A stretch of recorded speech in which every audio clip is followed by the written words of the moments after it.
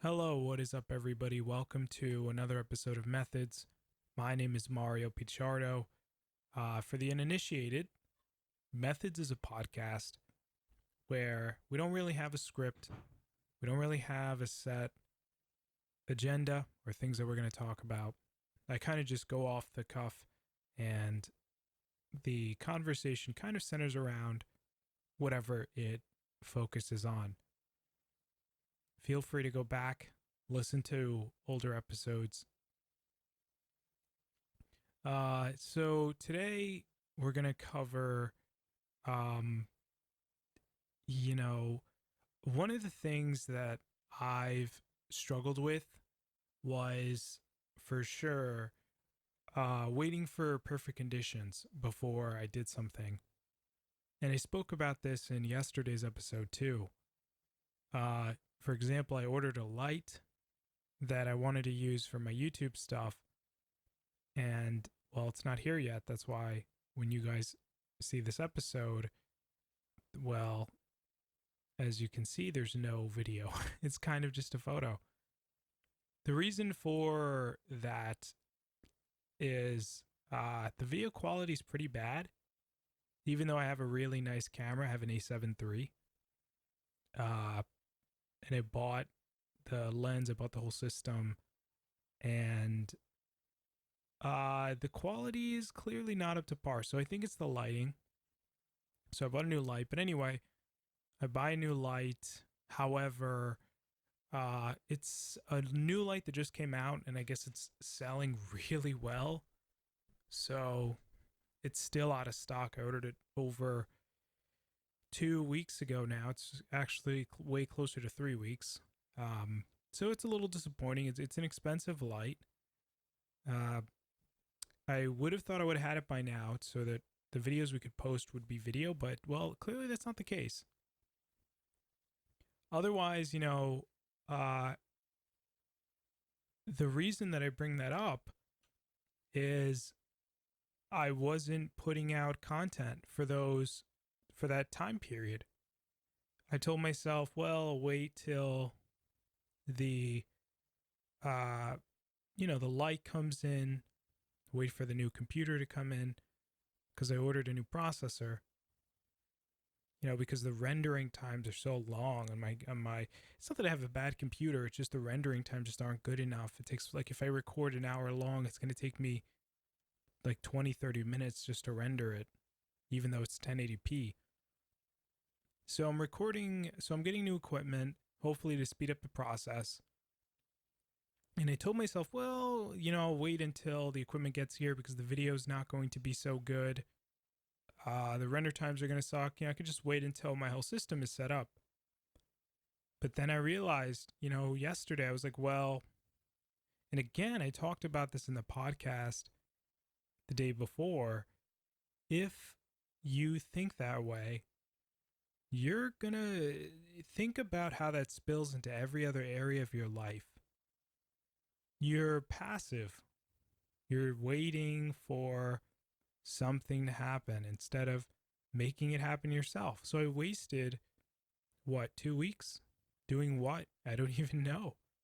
Wasting time, not putting out content, not trying to help people, creating value. And, if you wait and you don't do what you need to do when you need to do it, you have to take responsibility for the outcome. Don't be like some people, some political groups, let's say. Take responsibility for yourself and where you are and where you're not and what you don't have. I needed to do that and I didn't, but now I am, so it's fine. So here we are, we're creating another video, another, audio bit that'll go up on YouTube. Thank you guys for listening. Thank you guys for being a part of what we have here. I'm thinking about doing an Instagram. I just don't know what I'm going to put on it, but I'm probably just going to do one. Like these videos, I don't there's no premeditation. I kind of just make a video and I just kind of put it out there. But you know what? I was thinking about, or I wasn't, Tim Pool. I watched one of his videos earlier today, and I'll tell you which one it was. I believe it was this one. I watched like two of his videos. He put up a video called "Addressing the Threats Against Our Event" by Antifa. I don't know if it was probably the other one. I don't know, but he said something that, kind of got me, and of course now I don't remember what it exactly was, but that's fine. It'll probably come to me later. You know, I completely forgot what I was going to say. Well, that's fine, right?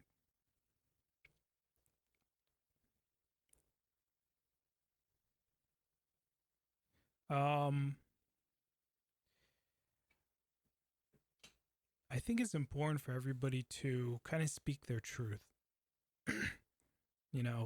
That I think that kind of is like saying, this is who I am, this is what I believe, and being upfront and honest with that. And I think a lot of the time people don't, because they don't want to invite conflict and they don't want to invite controversy. And it's not easy, especially in a public setting where people are going to disagree with you. Most people in that setting, they choose to stay silent or to say things behind closed doors. And, seeing how the media, especially, the mainstream media, treats people who have a different opinion than they do, let's say being a Trump supporter, is seen as being so. Look, even the fact that I just said his name, it means that YouTube in this is going to derank, and a lot of you probably won't even see this excerpt, this part of the video, for saying the name of the president. Seriously? You see, this is how warped things have become, not just in America, but in politics in general, where the media is so incredibly biased, so incredibly authoritarian, that they are forcing their political will on people regardless of what side of the aisle that you're on. And they do that because they feel like they have this right, that they, in a very elitist kind of way, they think that they know what's best for everybody. And if you see or listen to any of the leaked documents that came out of Google, that's exactly what you hear. That these people knew exactly what they were doing. They're manipulating search results for people, swaying votes. And it's even, the president was talking about it on Twitter, that it actually looks like millions and millions to tens of millions of votes were lost because of manipulations by, guess who? Google.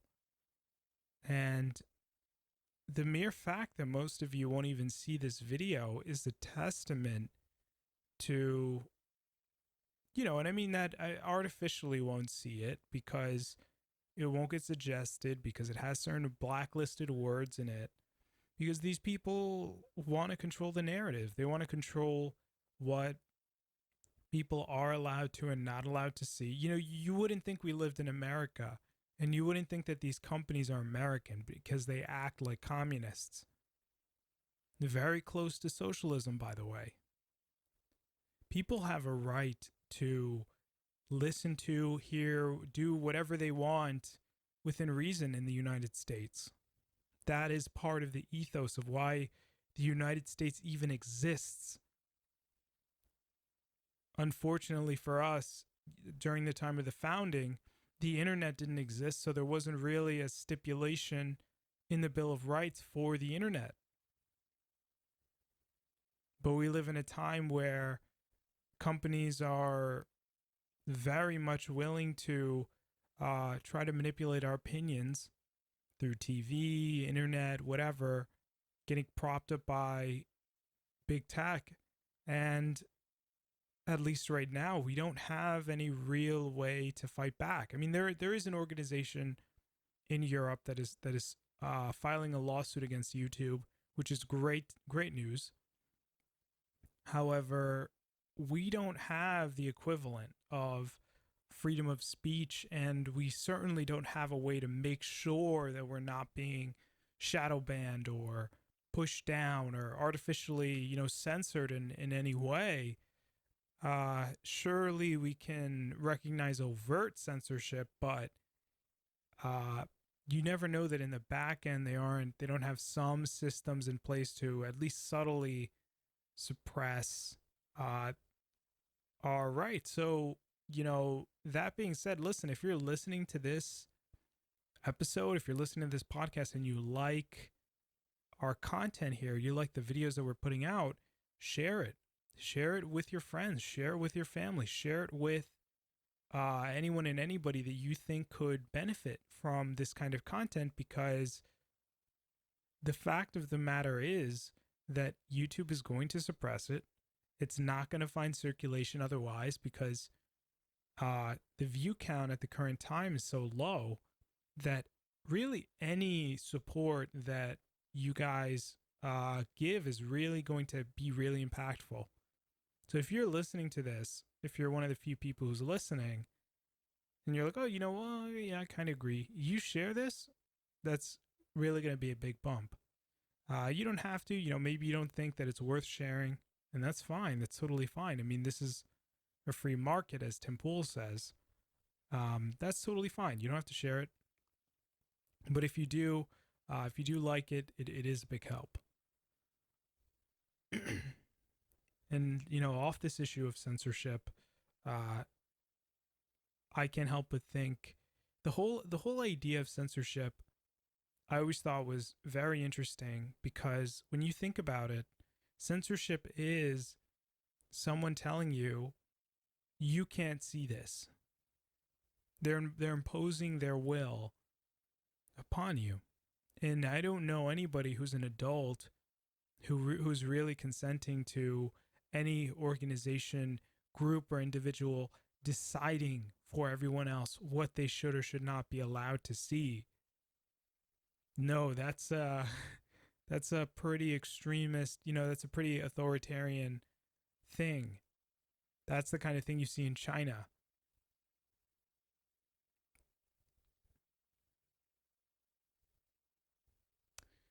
I'm disappointed that we are here. I really am. I'm more disappointed by the fact that there isn't more pushback against social media companies. I'm unnerved by the fact that, at least seemingly from what I'm seeing through the internet, which is by no means representative of the whole, but it looks like, listen, there's a lot of millennials, a lot of Gen Z, a lot of the younger generation being completely apathetic to politics in general, and who aren't being really exposed or involved in this kind of conversation around the censorship that is happening. And that really speaks to something that I read out of, what was the name of that book? Rules for Radicals by Saul Alinsky. And in it said, hey, democracy is going to die. Democracy dies when people don't get involved. People get apathetic when they find that the system doesn't work for them. Well, I have to say, the system isn't going to work for us unless we get involved. So I'd love to see more involvement. I'd love to see people getting out there, sharing the news about politics, people reading into things themselves, not going through these smear media companies. And of course, this is what it's all about, right? That these corporate that independent creators, people who are going out there and trying to really share the news, and give you real unbiased opinions, or close to unbiased opinions, or at least the opposite opinion, more the other side, the non-leftist opinion, that coverage is really being blocked. And that's upsetting, because then if you're young and then you say, well, I'm going to question what happened at 9/11, or I'm going to question the JFK assassination, or I'm going to question this. And you go and you try to look it up. What do you see? You see, oh, the Washington Post, the New York Times, you see CNN and MSNBC and ABC. In other words, you get the mainstream talking points about whatever the subject is. You don't get any nuanced opinion, any nuanced view. You try to even go into something about Jeffrey Epstein, and all you see is conjecture by journalists acting as if their opinions are facts, not labeling their opinions as facts even. They just say it like it's fact. Oh, this couldn't have possibly happened because this, and it looks like this.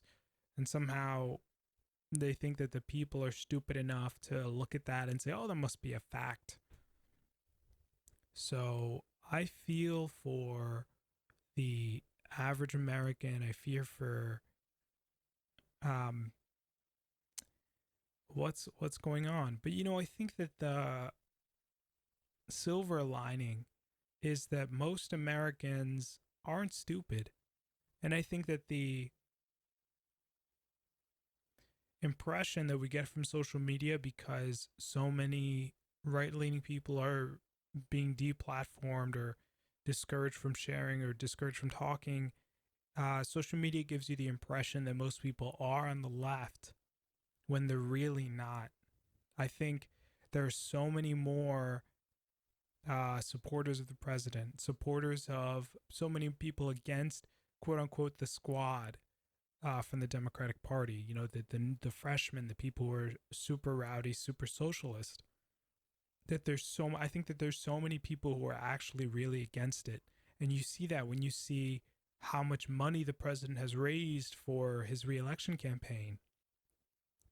And I think that in and of itself speaks volumes, that this person was able to raise so much money. It speaks to the fact that people do not want the Democrats. That people want real, someone who's really going to look after them, someone who really cares about them. They don't want an elitist. They don't want an authoritarian. They don't want someone who's going to tell you where and when and how you can spend your money. They don't want people to raise your taxes. They don't want the dishonesty. I think a lot of Americans see what's really happening. They're trying to take away people's rights. They're trying to enforce universal health care on people that people don't want. And it takes away people's right to get quality health insurance. And I think that, Americans aren't all stupid. I think a lot of Americans are stupid. Don't get me wrong, I do. However, I think that the media is really underscoring a lot of America thinking that they're stupid. And I think a lot of America knows, and they're waking up and they're saying, no. We know the truth. We know what's really going on. We're not for your immigration practices, their dishonesty, where they say, oh, this person's anti-migrant. No, they're not. They're anti-illegal immigration. They're not anti-migrant. So don't stop being dishonest. Washington Post, New York Times, this person. I see what you're doing. You're being real dishonest, and they know what they're doing, and that's why that's why they suck, and that's why you shouldn't follow them. That's why you shouldn't listen to their stuff, because they're lying to you to your face.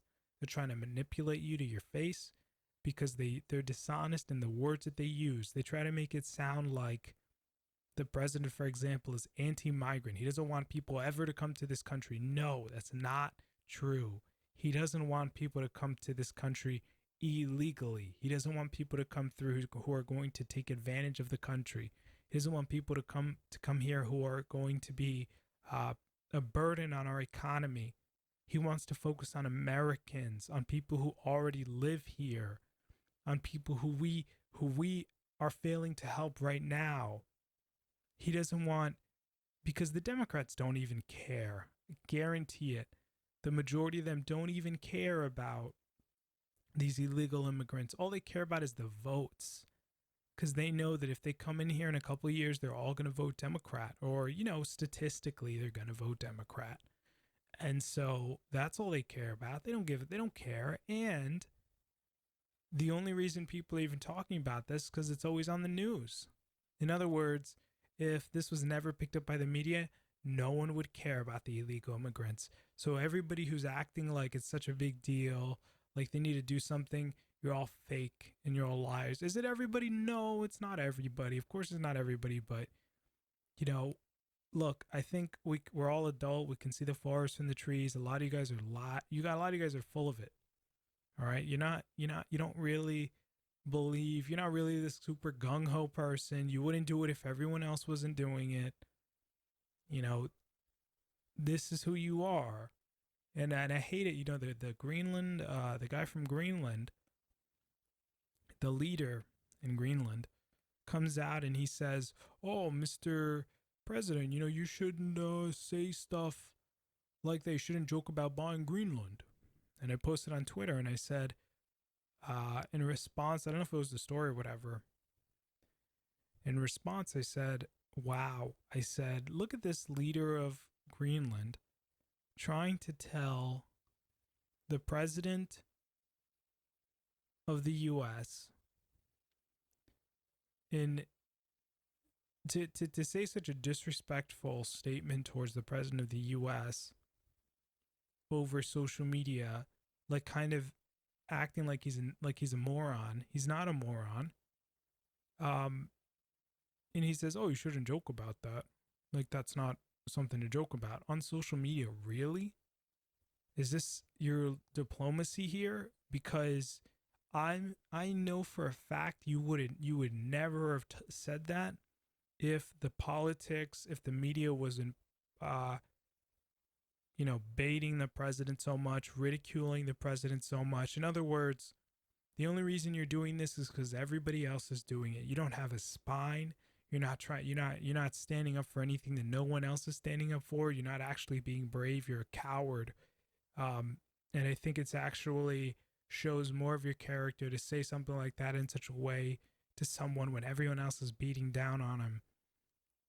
And I think that the people are really smart, man. Look at his approval rating, okay? Even amongst groups that quote unquote the left wouldn't think would vote for him, like black people. First off, the left is saying you're always going to vote Democrat. They're statistically true. Okay, I guess statistically most black people vote Democrat. But I don't like to put people in boxes that way. Listen, among black people are doing really well with this president. Okay, I would never say, black people are going to vote Democrat. Maybe they do, maybe statistically, factually they do. I don't like to say that because, I'm Hispanic, but I don't vote Democrat because I like to educate myself and learn about the impacts of certain policies. That's not to say the right does well either. I think that they're both terrible. And I think that we need to break away from the two-party system. I think it's awful.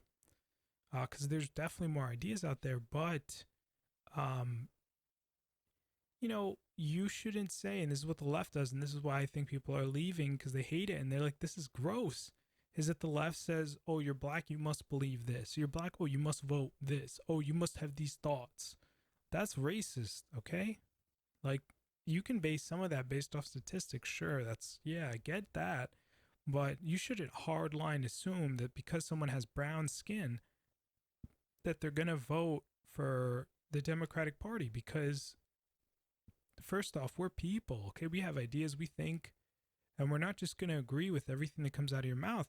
Some of us don't educate ourselves properly with politics, and so for them, of course, we're going to vote Democrat probably because we're not, well informed, and all we hear from Democrats is compassion. And so, it sounds right. It sounds like, we should have universal health care. We should have confiscate guns because We don't want people to get hurt. They're compassionate, and I get that. And compassion is important. And yeah, we should have compassion. That matters. However, economics, a science dictates otherwise and says, okay, this will be the actual impact of what you're trying to do. And when you look at that, then you say, okay, well, historically, this is performed poorly. We can't just give all our money away and spend the people's money on more, programs that'll bankrupt us. We need to have a reasonable, realistic long-term goal. And that's kind of what starts to get me to lean more conservative fiscally. It's not, I agree. It's not that.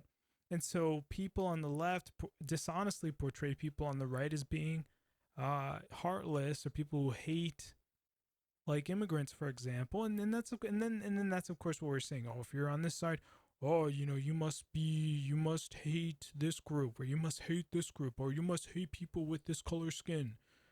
And they really say stuff like that. That's very ignorant, I think. I keep saying, there has to be some kind of understanding that, and I get it, it's a very human thing. Your enemy, you want to make them seem evil. You want to make them seem bad, so you guys can rally around with one another and feel good about your position and feel good about who you are. I've been to churches who do that, who say, oh, we're the church. We have the right message. We're good. We're good. It's funny because everybody thinks that they're right. And, someone has to be right. I mean, somebody has to be. Maybe they're all wrong, and maybe there's one person who knows the truth and he's right. But, somebody's ultimately right, in some way. So somebody knows, but I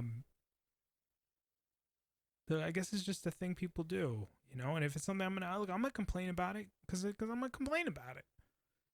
I think it's worth complaining about. So there's a lot of ignorance, a lot of misinformation. I think it's funny that the misinformation comes from the very same people who call everybody else that and say they're fake and lying. I think that that's hilarious. So I have to, go out on a limb here. Not really going out on a limb. I'm just saying something that's maybe a little bit more controversial. I don't think people should listen to the Washington Post. I think that they're a bad news organization. I don't think that they do their jobs properly. They're more of an activist propaganda arm. I think the same about the New York Times. I think the same about the Huffington Post. I have no problem naming names. Okay.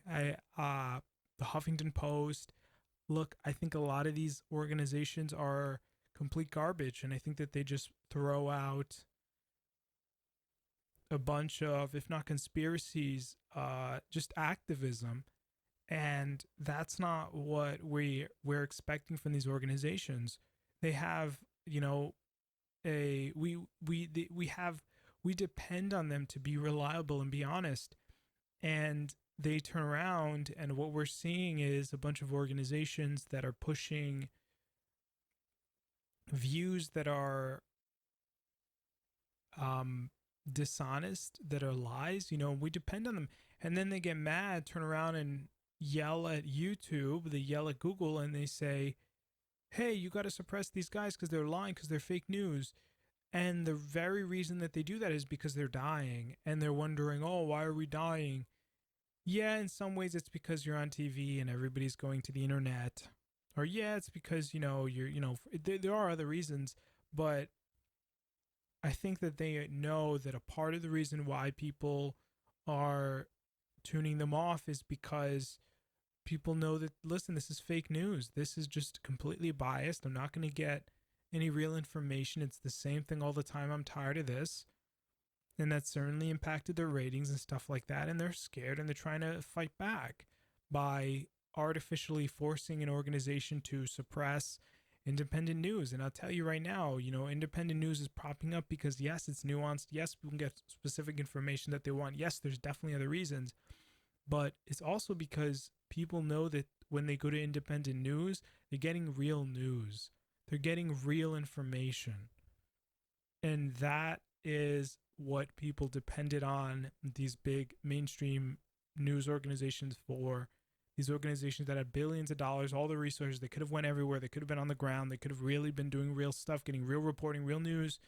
But the people in charge, the people in power would rather push their narratives, live in an echo chamber, push whatever their ideology is on other people. That includes YouTube, that includes Apple, that includes everyone, all these tech companies, includes Facebook, of course, Facebook,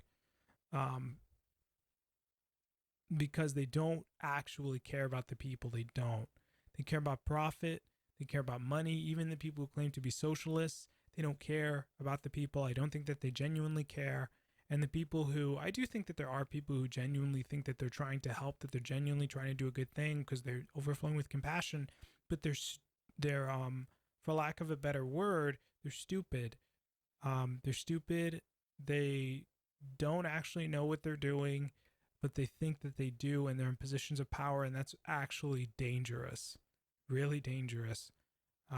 So, let the chips are going to fall. We can have an impact on our vote, on the words that come out of our mouth, and the conversations we choose to have, and the conversations we choose not to have. Every moment's a moment for us to impact someone else and say something real. So, with that, guys, with that, we'll end it here today. I mean, we'll come back tomorrow. We'll talk about it some more. But if you guys like this video, share it. Like I said earlier, this video is not going to get any traction. Not just because there aren't a lot of viewers right now, but because of the added suppression of certain words. I've already used some of them. Anyway, bottom line is if you think that this video is good, if you like this message, share it, please, because it's the only way we're going to get traction. It's the only way we're going to really get a good chance at expanding and growing. Otherwise, it's up to the platforms, the YouTube's platform, which is already working to suppress people like me from sharing a message like this. So if this is something you believe in, share it. If not, that's totally fine. You don't think it's worth sharing, that's totally fine. Feel free to listen. Feel free to do whatever you want. So with that, guys, I'll see you in the next one. Everybody have a great day, night, morning, whenever you're listening to this. Give me your feedback, give me your thoughts about this in the comment section down below, and I'll see you guys later. Take it easy. Peace.